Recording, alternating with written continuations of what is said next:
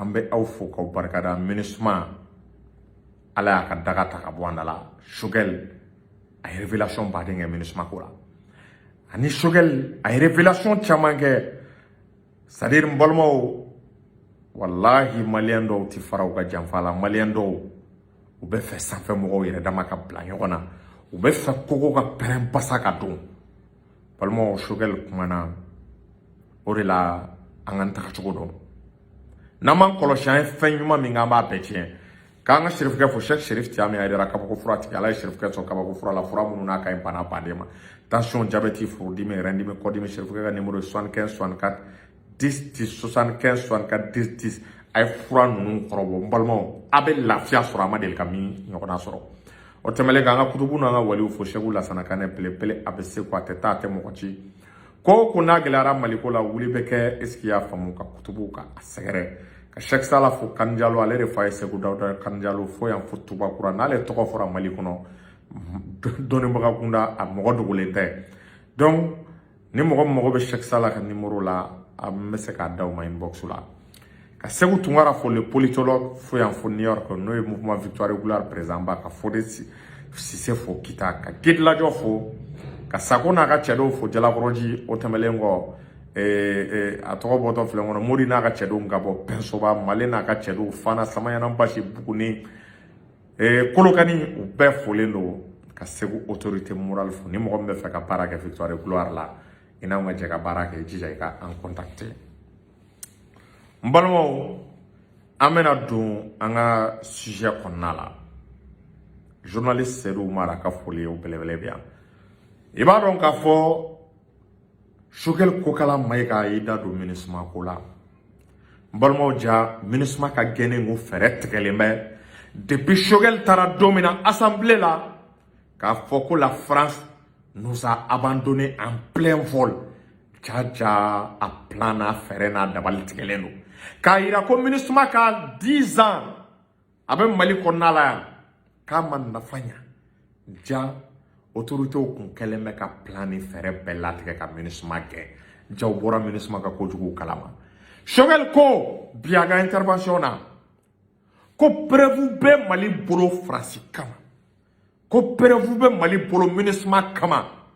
Ko n'a preuve dara ni Maliens bɔra preuve kalama. Ni Farafina bɔra preuve kalama. Ni Farajɛla bɔra preuve kalama a b'a kalama ko bɛɛ bɛ ban tubabuw ye. I b'i daji to tubabuw kan.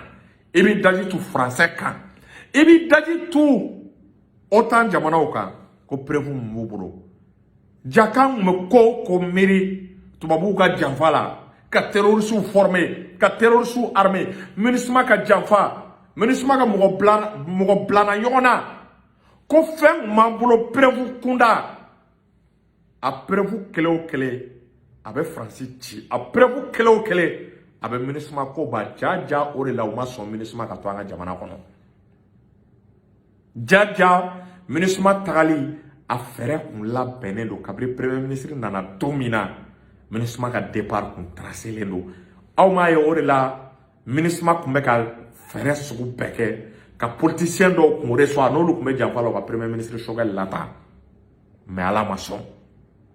Parce que MINUSMA b'a dɔn tant que Choguel est à la tête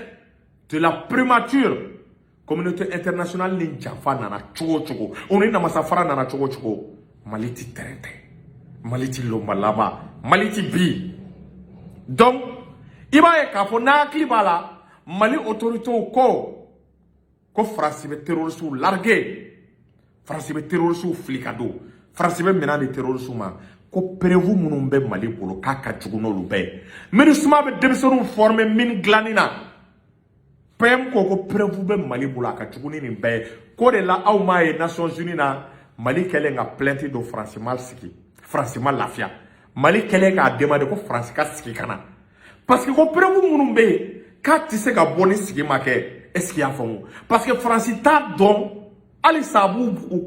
bolo kunba na ani Nations Unies. Preuve qualité jumɛn bɛ Mali bolo? Ja enregistrement bɛ an bolo. Ja vidéo bɛ an bolo. Ja tubabu su olu bɛ Mali armée bolo. U photo balimaw c'est-à-dire ko kun sera niveau dɔ ma MINUSMA kun tɛ se ka continuer tuguni ka baara kɛ. Mali kun tɛ se ka da MINUSMA la tuguni aw tɛ min kalama Mali est plus de 600 vols MINUSMA a autorisation demandé est-ce qu'il y a faamu k'u ka avion panko 600 k'u ka avion b'o o pannen kɛ Mali autorité ma sɔn Choguel ni Assimi ma sɔn parce que u sigilen u ɲɛ bɛ janfa de la ninnu bɛ fɛ ka janfa min ta k'a dabiri an da la o de la Nations Unies à plusieurs reprises n'u y'a yira aw m'a ye France ni Mali kɛlɛ bɔra kun jumɛn de la kabiri a fɔra ko Choguel bɛ kɛ premier ministre ye France ko non k'ale b'a ka minɛnw cɛ k'ale tɛ jɛn ni o ye coup d'état min kɛra bandaw la n'o ka sɔrɔ sɔn kun kɛra à l'époque ko Choguel tɛ kɛ premier ministre i b'a dɔn ko France kun tɛ taa wallahi Macron kun tɛ taa ko Choguel nalen Macron siranna de a jɔrɔla parce que Choguel ja ani stratégie min nana ko ninnu tɛ siran fɛn foyi ɲɛ k'u legu ta k'a yira diɲɛ mɔgɔ la u bɛ siran o dɔrɔn de ɲɛ k'a yira France ye nin ko kɛ k'a yira MINUSMA ye nin ko kɛ k'u legu yira diɲɛ mɔgɔ la k'u bɛ siran nin dɔrɔn de ɲɛ jaw kun bɛ ka siran Choguel ɲɛ nin de kama ja preuve minnu bɛ yen hali sini Mali bɛ k'a demander ko ka sigi kɛ ko ja n'a kɛra ko Américains yɛrɛ bɛ tigɛ France la France jogo dɔ bɛ France la MINUSMA kun bɛ ka baara dɔw kɛ Mali la a b'a kalama ko bɛɛ t'a kalama anw ka satellite de y'u repérer o de la MINUSMA kun tɛ se ka ɲuman fɔ Mali ma cogo si la a kun tɛ se ka ɲuman fɔ Mali ma MINUSMA ni politiciens de kun bɛ ka baara kɛ ka premier ministre Choguel k'a lata mais a bolo bɛ Ala bolo wallahi ni Ala ma kiiri min na a tɛ latigɛ balimaw MINUSMA ka daga banna bi résolution y'a yira k'a fɔ u yɛrɛ sɔnn'a ma k'u bɛ taa ko ka kalo 6 d'u ma tagabaga ti ɲuman tɛ mais Mali armée sigilen bɛ ka u surveiller Mali armée sigilen bɛ ka u jateminɛ Mali armée sigilen bɛ ka u kɔlɔsi u kana tiɲɛni kɛ u kana janfa kɛ mais n balimaw kuma dɔw fɛnɛ bɛ fɔ an ka o tiɲɛ fɔ an sera niveau dɔ ma premier ministre Choguel ye discours min kɛ bi balimaw ne famana ka nin discours ɲɔgɔn ye i b'a dɔn n'an bɛ jɛ la transition na an k'an tilen ɲɔgɔn ye n'an m'an tilen MINUSMA tali min kɛra bilahi n'an taara rang dispersé wallahi Mali bɛ firi saraka yɛrɛ t'a la a y'i da don janfaw kun latigɛlen bɛ communauté internationale ani maliyɛn dɔw ka Choguel la dɛsɛ ka Choguel la démissionner cɛ balimaw i b'a dɔn kuma bɛɛ n'a fɔ wagati de don n'a a janfa kun dara maliyɛnw tulo kan référendum wagati a bɛɛ ni Ala ni kira cɛ i b'a ye k'a fɔ maliyɛn kun bɛ yugu mɔgɔw kun bɛ sɔn k'u yɛrɛ minɛ référendum ko in na est-ce qu'il y'a faamu dɔw de ye complot labɛn ka janfa labɛn bɛɛ bɔra a kalama meeting fɔlɔ min n'a kɛra échec ye a meeting kun dabɔra de ka premier ministre k'a bila kɛrɛfɛ ce qui était le plus grave c'est que meeting a organisera ni fanga kɔrɔ mɔgɔ kɔrɔw a kun bɛ fɔ dɔrɔn ko le stade fa dɔrɔn kun bɛ c'est-à-dire objectif ka premier ministre k'a ta k'a bɔ yen pour que MINUSMA k'a ka sago sɔrɔ n'a kun kɛra bilahi wallahi MINUSMA kun tɛ taa France kun bɛ don saraka t'a la hali sini parti kɔrɔ minnu ni meeting kɛra échec ye olu bolo n'u farala ɲɔgɔn kan n'u kun bɛ i bɛ k'a ka fanga la n'u y'a yira u ma sɔn ka taa assise nationale la u ma sɔn ka taa est-ce qu'il y'a faamu assise nationale la transition ye ko o ko kɛ premier ministre ye ko o ko y'a bɛɛ saboté olu de kun bɛ o ko ɲɛma olu de kun bɛ o ko ɲɛma o de la n'an bɛ transition na an bɛɛ k'an tilen premier ministre m'a dogo dɛ sarasi dɔw bɛ yen jɛngɛ bɛ olu ka côté la u k'a dabila an bɛ ka MINUSMA gɛnni min kɛ n'an taara rang dispersé u t'an to yen tubabu tɛ fara na bilahi u t'an to yen an ka fara ɲɔgɔn kan an ka unité kɛ o de ka ɲi mɔgɔ kura minnu bɛ ka na fanga la aw y'u écarté mɔgɔ kura minnu kun nana ko oui u démasquera i b'a ye k'a fɔ ni meeting fɔlɔ min kɛra échec ye non meeting kun kɛra réussite wallahi n balimaw n kun bɛ min fɔ a ye MINUSMA kun tɛ taa n kun bɛ min fɔ a ye n'o meeting kun kɛra réussite n balimaw i b'a ye k'a fɔ i kun b'a mɛn fanga kɔrɔw olu de kun bɛna tila ka na président entouré ka na Assimi entouré aw bɛ se k'a faamu cogo di meeting min kɛra échec premier ministre y'i da don a la ko ale kun t'a kalama premier ministre aw ni Ala cɛ ka gouvernement ka meeting organisé Premier ministre en tant que chef du gouvernement o ta kalama balma o kan ka sari ko mo ga fara ɲɔgɔn kan ko jamana ka tanya aw ni ala ni kira cɛ cɛ ko kunbe Premier ministre kun munne a da denen no ko caman kan meeting fila minnu kɛra fɔlɔ min kɛra échec ani filanan min ni an welela ka ko bonya sarana n'an wulila k'an jɔ k'an sɛgɛn stade fara a meeting fila bɛ Premier ministre ma kuma a ma kuma ma d'a ma aw bɛ se k'o faamu cogo jumɛn na cɛ an ka bɔ jeu kɔnɔ an bɛ fanga fɛ an bɛ Asimi fɛ bilahi a peine ala ni kira cɛ an parelen ka nin di Asimi ma mais dɔw bɛ jouer la transition kɔnɔ u k'a dabila civil b'a la saraso b'a la u k'a dabila ni fanga in tiɲɛna an bɛɛ de bɛ taa aventure la ni fanga in tiɲɛna a maɲi an bɛ ka dimi min don Faransi la n'an taara en rang dispersé an bɛ ka dimi min don communauté internationale la mɔgɔ ma deli ka communauté internationale la maloya mɔgɔ ma deli ka MINUSMA la maloya ka degré bɔ k'u gɛn Maliw gɛn nin dɛ mais n'an taara en rang dispersé ni tubabuw ma fɛrɛ ma ala kana yɛrɛ kan ye an ka sabali an ka ta dɔɔni an ka pétition dabila an ka débarrasser mɔgɔkɔrɔ ninnu na n bɛ segin a kan ni mɔgɔkɔrɔ ninnu seginna a preuve en est que mɔgɔkɔrɔ ninnu fo ka dugukolo meleke u tɛ se k'a fɔ a b'a la France fo ka dugukolo meleke u tɛ se k'a fɔ a b'a la CEDEAO fo ka dugukolo meleke u tɛ se ka sɔn communauté internationale u tɛ se k'a fɔ k'u b'o kɛlɛ meeting minnu kɛra échec ye diɲɛ ko tɛ yen aw yɛrɛ k'a jate a ye campagne kɛ cogo la i b'a fɔ ko premier ministre kun tɛ yen alors que c'est le premier ministre qui est porteur du projet ale de constitution yɛlɛmali M5 la olu de y'a baara kɛ NJ olu de y'a a kuma kɛ est-ce qu'il y a fɔ assise nationale a bɛɛ bɔra olu de yɔrɔ la refondation olu de n'a terme nana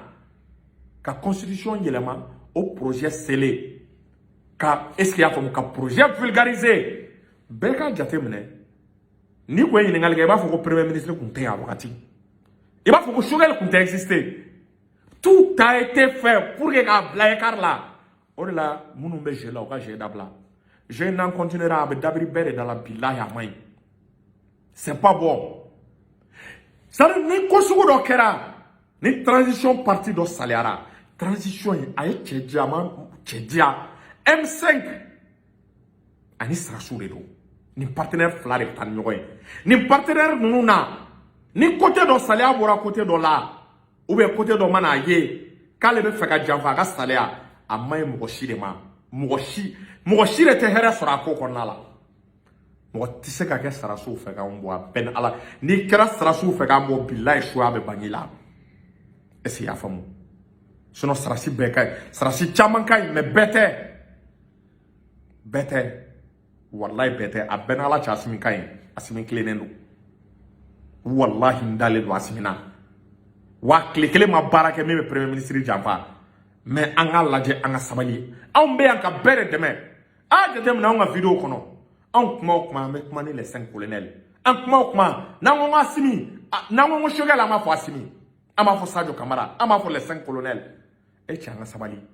n ko tentative dɔw bɛ ka kɛ premier ministre da sera a ma mais an mago tɛ ka stade fa ka artiste wele ou bien ka musow bila sur le devant de la scène stade fali an mago tɛ o la o aw ye M5 meeting kɛ yan car kun tɛ di mɔgɔ ma wari kun tɛ di mɔgɔ ma mɔgɔw kun tɛ boulevard fa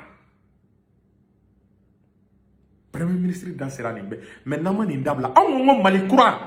pratique kɔrɔ minnu kun bɛ kɛ i bɛ k'a ka taa na anw bɛ ka segin o kan cɛ an ka sabali sa pourquoi ko fo an ka dɔw de bila ɲɛma meeting fila minnu kɛra n'i y'a ye a bɛɛ la c'était les femmes qui étaient au devant de la scène musow ye baara kɛ mais bɛɛ ni jɔyɔrɔ don i bɛ ka tagali min ye bɛɛ y'a ye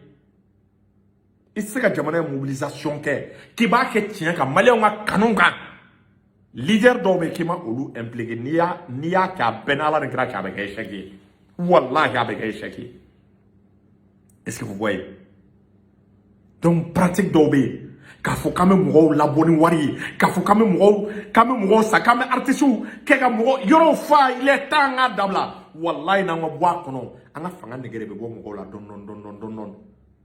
i b'a dɔn fɛn kelen min jɔrɔ ne tɛ siran MINUSMA ye ne tɛ siran Faransi ye fɛn kelen min jɔrɔ bɛ ne la o ye jamana stabilité transition a ka se k'i mago don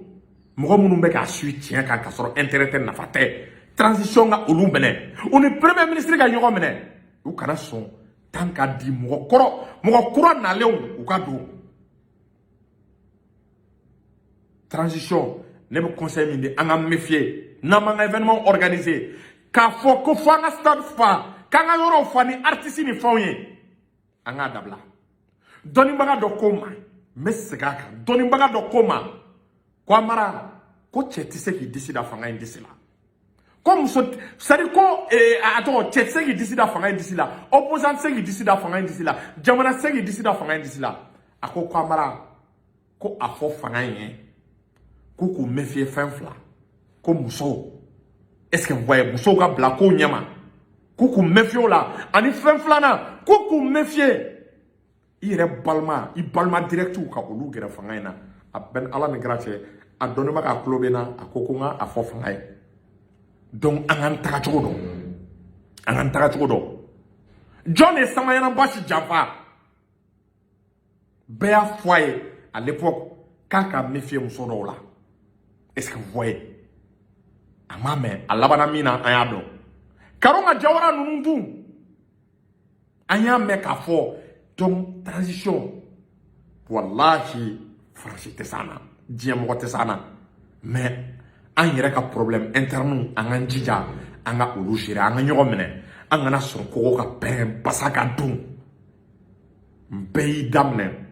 an y'an jija ka meeting ninnu kɛ an y'an jija ka 26 mars ninnu étape ka référendum tɛmɛ mais sisan jamana sera niveau ma n'an ma tiɲɛ fɔ